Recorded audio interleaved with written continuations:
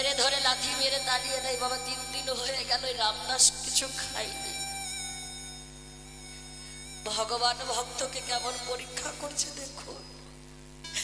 সবাই মিলে যখন গ্রাম থেকে রামদাসকে দূর দূর করে তাড়িয়ে দিল, গ্রামের শেষে একটা গাছ ছিল বটবৃক্ষ। সেই গাছের গোড়ায় বসে বসে রামদাস কৃষ্ণ কৃষ্ণ বলে কৃষ্ণ ও কৃষ্ণ, তুমি কি শুনতে পাচ্ছ আমার কথা? কৃষ্ণ দেখো না, আমি আর চলতে পারছি না। আজ 3 দিন হয়ে গেল আমি কিচ্ছু খাইনি। ভগবান ভক্ত যদি এমন করে ডাকে বাবা না এসে থাকতে পারে। ভক্তের কাছে আসছে কেমন ভাবে দেখো, বৃদ্ধ সেজে, চুলগুলো পেকে গেছে, হাতে একটা লাঠির ভর দিয়ে ভিক্ষার ঝুলি কাঁধে নিয়ে বলছে রামদাস রামদাস। কে কে আমায় ডাকছে? রামদাস, আমি 3 দিন হলো কিছু খাইনি, তুমি আমাকে একটু কিছু সেবা দিতে পারো? রামদাস বলছে আমি তো নিজেই 3 দিন খাইনি, তোমাকে কি সেবা দেব বলো তো? দেখুন মা, যার থাকে সে দিতে চাই না, আর যার নেই সে দেবার জন্য ছটফট করছে। কৃষ্ণ বৃদ্ধ সেজে বলছে রামদাস, তোর দশা আমার মতন হয়েছে। বেশ, এক কাজ কর বাবা, তুই এখান থেকে ওই বানারস চলে যা, ওখানে দেখবি রামানন্দ গুরুদেবের আশ্রমে তুই যা। রামদাস ছোট্ট 5 বছরের ছেলে, আজ বানারস গিয়ে রামানন্দ গুরুদেবের আশ্রমে গিয়ে দাঁড়িয়েছে। গুরুদেব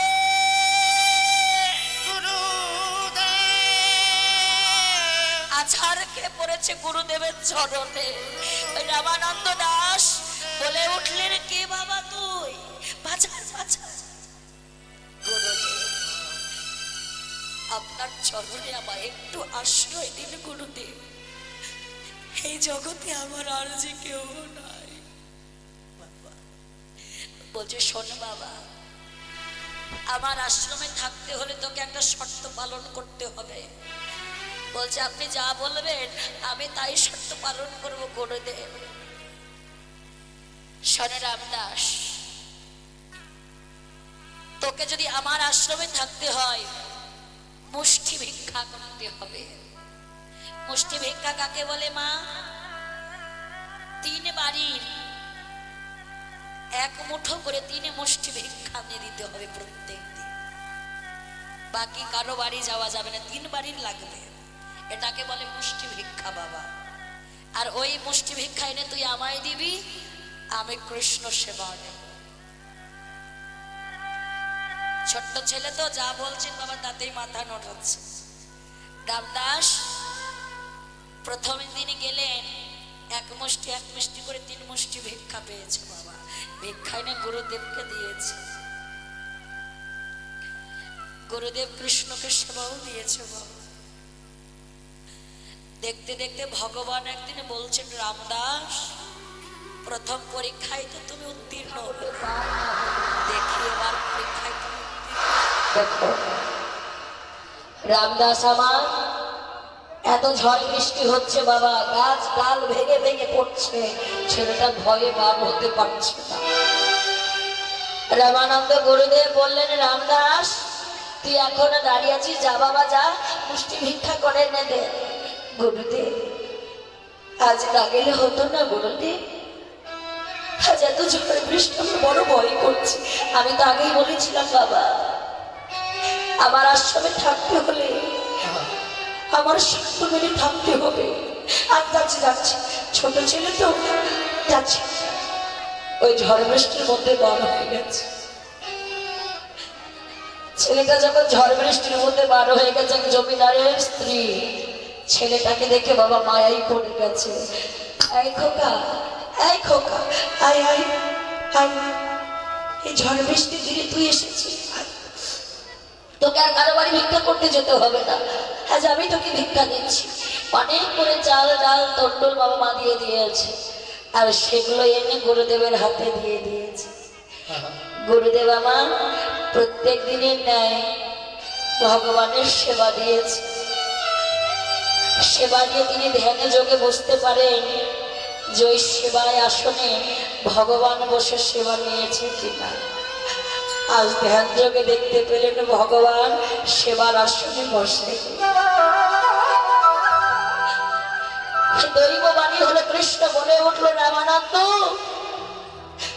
এতদিনে তুমি মুষ্টি ভিক্ষা দিতে বলে আমি তোমার আশ্রমে আমি সেবা নিতাম, কিন্তু আজ তো তুমি আমায় মুষ্টি ভিক্ষা দিলে না, তাই আজকের পর থেকে আমি তোমার আশ্রমে আর ভুল করে কোনোদিনও আসবো না, আসবো না, আসবো না। রামানন্দ চিৎকার করে বলে উঠলেন, রামদাস।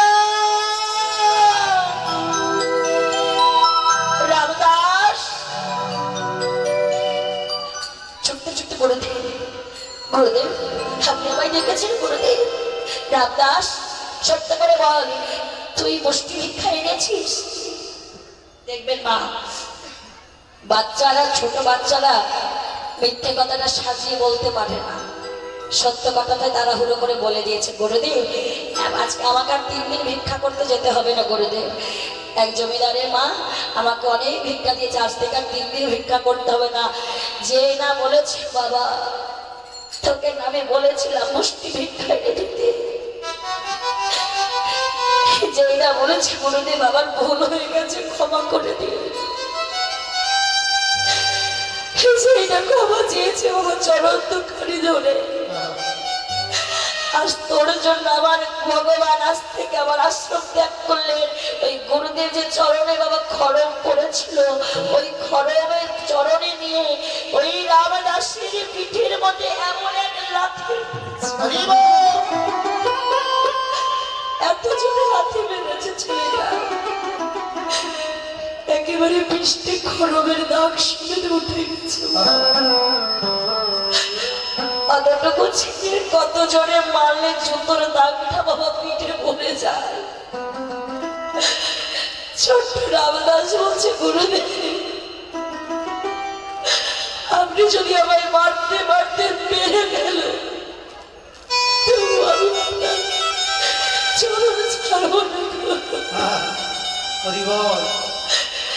চলো ছাড়বি না?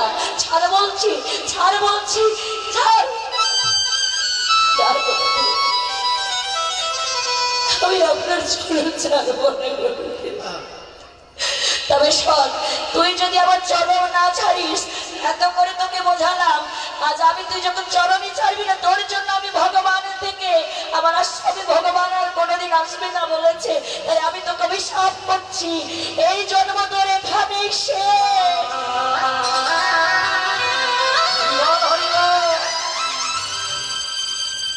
রামদাস আর কাঁদলেন না, বলছে গুরুদেব এই জন্ম যখন আমার এখানে শেষ, আপনার চরণে আমার একটু রইল।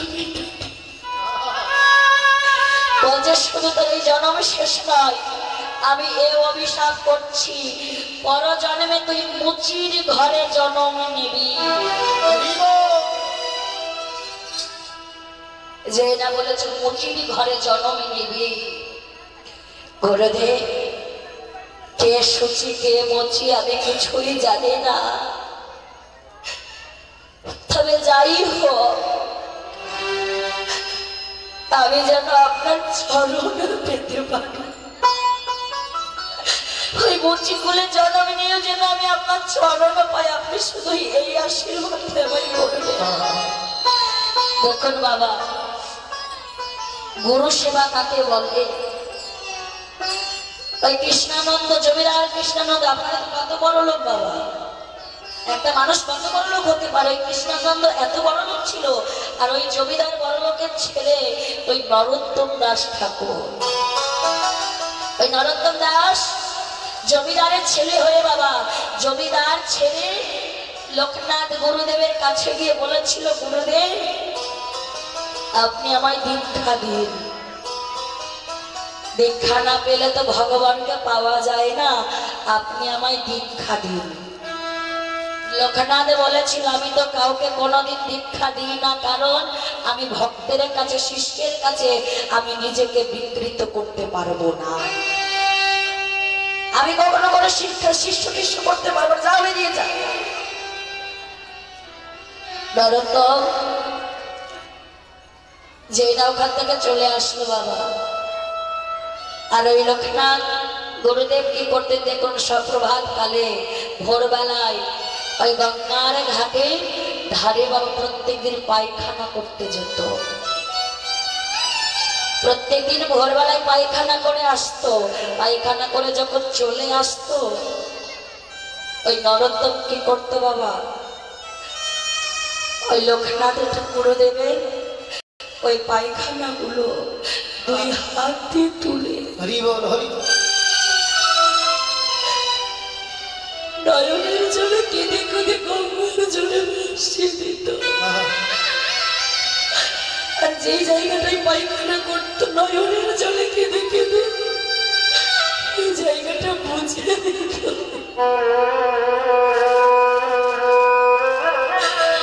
প্রত্যেক দিন ওই লোকনাথ ঠাকুর ভোরবেলায় পায়খানা করে যেত, আর নরোত্তম হাতে করে তুলে গঙ্গায় ভাসিয়ে নয়নে জলে কেঁদে কেঁদে মুছে দিত বাবা।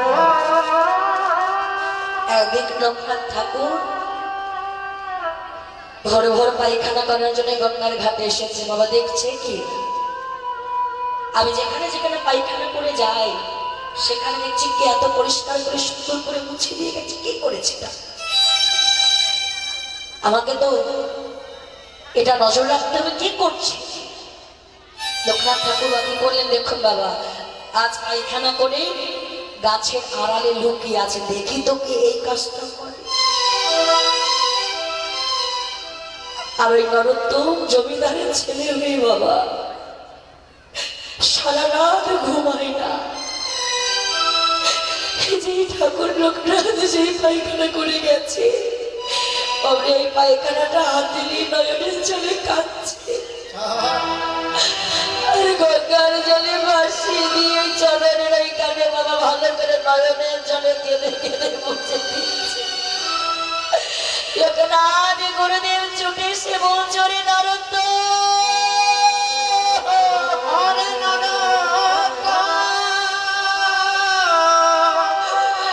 তুই আমার শিষ্য না হয়ে তুই আমার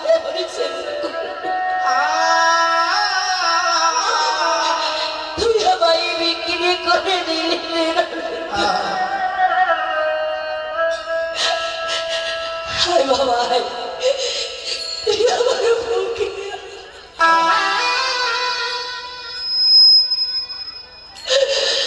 তুই আমার বুকে, হায় বাবা বুকে,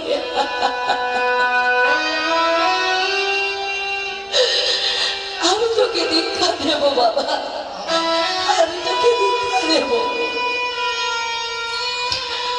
গঙ্গা স্নান করে নরোত্তম যখন আসলেন, ওই লোকনাথ গুরুদেব নরোত্তম দাস ঠাকুরের বাবা কর্ণমূলের নাম মন্ত্র দিলেন, একেই তো বলে গুরু শিষ্য। ওই রামদাস বলে উঠলেন, প্রভু ঠাকুর, গুরুদেব গুরুদেব, আপনি যখন বললেন আমার জন্ম এখানেই শেষ, তবে আমি তো বড় জন্মে আপনার চরণ পাবো। ছুটতে ছুটতে অতটুকু ছেড়ে গিয়ে ওই বানারসির জলে গঙ্গার জলে গিয়ে প্রাণ বিসর্জন ছোট্ট রামদাস গঙ্গার ঘাটে ছুটতে ছুটতে গিয়ে যখন সাঁতার জানত না তো বাবা, ওই জলে ডুব দিয়ে প্রাণ বিসর্জন দিলেন।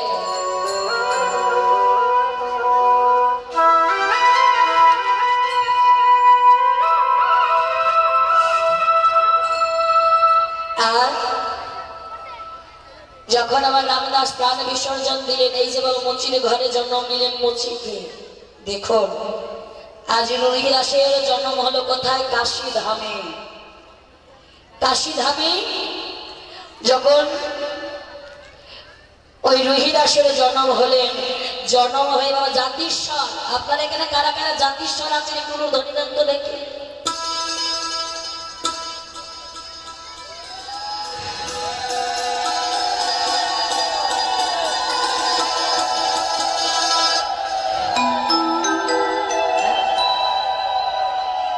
আচ্ছা দাঁড়ান মা, যারা ওগুলো ধ্বনি দিয়েছেন আপনারা জাতিস্বর, তাই তো? জাতিস্বর কাকে বলে গো?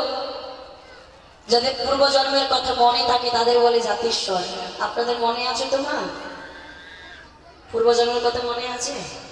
বলছে তা তো জানি না মা, কিন্তু জাতিস্বর বলেছ কি সেটাও জানি না, উলুধ্বনি দিতে বলে দিয়ে দিয়েছে। জাতিস্বর কাকে বলে বাবা? যার পূর্বজন্মের কথা মনে থাকে তাকে বলে জাতিস্বর। এই রুহিদাস মুচির ঘরে জন্ম নিলেন, আর জন্ম নিয়ে সাথে সাথে কাঁদতে শুরু করলেন, কারণ তিনি পূর্বজন্মের কথা প্রথম দিন থেকে জানতে পেরে গেছে। আর প্রথম দিন থেকে জানতে পেরে বাবা অঝরে চিৎকার করে কাঁদছে। গর্ভধারিণী মা রুহিদাসকে দুগ্ধ পান করাতে যাচ্ছে, দুগ্ধ পান করছে না। 12 দিন হয়ে গেল ছেলেটা এক ফোঁটা দুগ্ধ পান করেনি এবং কান্নাও থামায়নি রুহিদাস। কত ওঝা, কত রাজবন্ধু, কত কিছু দেখালেন, রুহিদাসের কান্না থামাতে পারছেন না বাবা। ছেলেটাকে নিয়ে কি করলেন? ওই রামানন্দ গুরুদেবের কাছে গেছে। দেখুন বাবা, রামদাস মরে গেছে কিন্তু এখনো রামানন্দ গুরুদেব আছে বেঁচে। রামানন্দ গুরুদেবের কাছে রুহিদাসকে বলে নিয়ে রুহিদাসের মা চলেছে, বাবা ছেলেটার কি হয়েছে একটু গুরুদেবের কাছে নিয়ে যাই। আর যেই না রুহিদাসকে গুরুদেবের কাছে যেতে যেতে বাবা, যেই যত কাছে যাচ্ছে রুহিদাস তত আস্তে আস্তে কান্না থেমে যাচ্ছে। আশ্রমে যেতে যেতে কান্না যেই না থেমে গেছে, গুরুদেব রুহিদাসকে বাবা কোলে নিয়েছে। ঠিক বাচ্চাকে যেমন কোলে নেয় মা, এইভাবে করে কোলে নিয়েছে। আর যেই না কোলে নিয়ে পিঠের উপরে হাতটা দিয়েছে, হাতটা দেওয়ার সাথে সাথে চমকে উঠেছে। কিন্তু ওই যে বাবা পূর্ব জন্মে যে লাঠি মেরেছিল, এই খড়মের ডাক্তার রুহিদাসের এখনো রয়ে গেছে।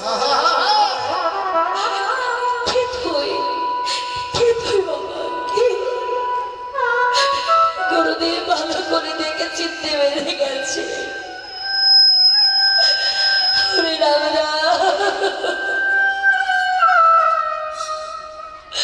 বুকের মধ্যে নিয়ে রামানন্দ বাবা গুরুদেব কাঁদছে। আজ রুহিদাসকে নিয়ে বাবা যখন ওই রামানন্দ গুরুদেব বলছে চলো আমিও তোমাদের সঙ্গে যাব, গুরুদেব আমরা মুচি আপনি আমাদের ঘরে যাবেন? কে মুচি? চুপ করো, কি কথা বলছো? মুচি হয়ে সুচি হয় যদি কৃষ্ণ ভজে, সুচি হয়ে মুচি হয় যদি কৃষ্ণ ত্যাজে।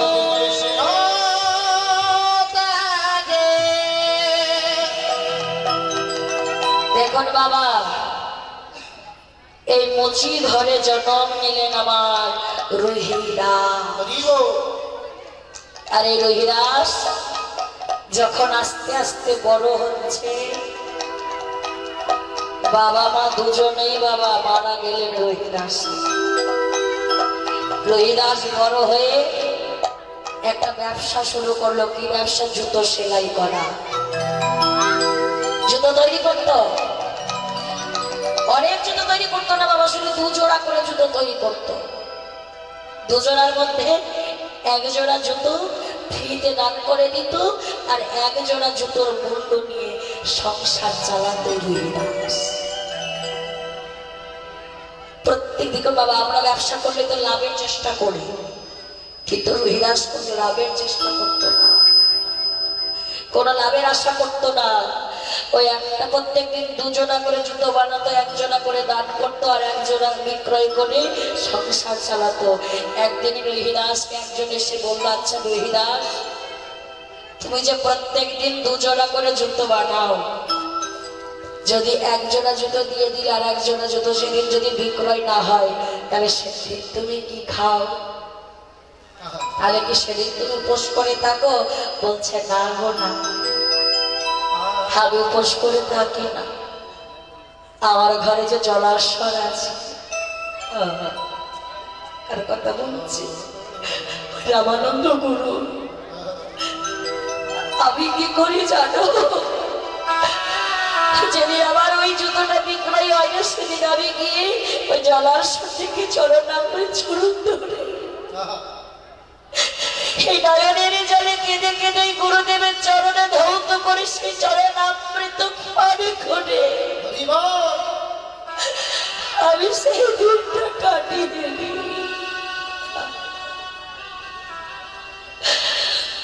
তাহলে দেখুন বাবা, এই ছোট্ট বিলাস, এর অনেক কাহিনী আছে, অনেক কথা বাবা। এত কথা বলতে গেলে আমাদের যে মেয়ের পর্যায় উত্তরাগস্ট, এটাতে অনেক পদাবলী আছে, আমাদের তখন গাইবার সময় হবে না। তাই আমরা এই যে মহাপ্রভু গৌরী সুন্দর আজকে করলেন, নবদ্বীপের মাঝে জন্মে নিয়ে আজ পুরবের ভাবে বিভোর হয়ে খেলা খেলছে। কেমন ভাবে খেলা খেলছেন জানো মা? নবদ্বীপের মাঝে গৌরাঙ্গ সুন্দর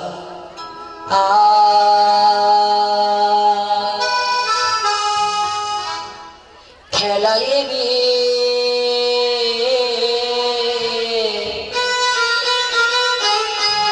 নদ খেলা